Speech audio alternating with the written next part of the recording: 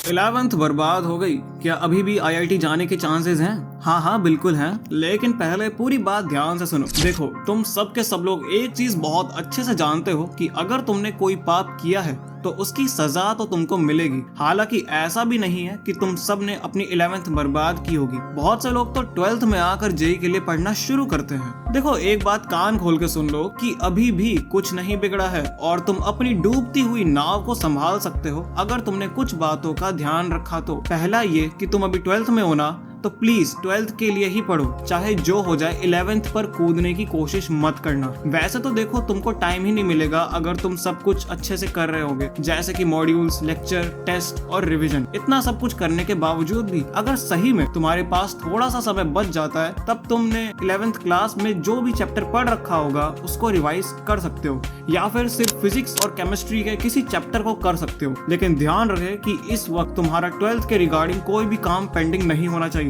तुम्हारा पूरा का पूरा डेडिकेशन सिर्फ 12th की तरफ होना चाहिए। जब तुम्हारा 12th का सिलेबस कंप्लीट होगा, तब तुम अपने उन 11th के चैप्टर्स को पढ़ना शुरू कर सकते हो जो तुम नहीं कर पाए थे। और हाँ, उसमें भी पहले फिजिक्स या केमिस्ट्री में से पढ़ना, क्योंकि मैथ्स टाइम टेकिंग है और कम समय में नहीं कर पाओगे।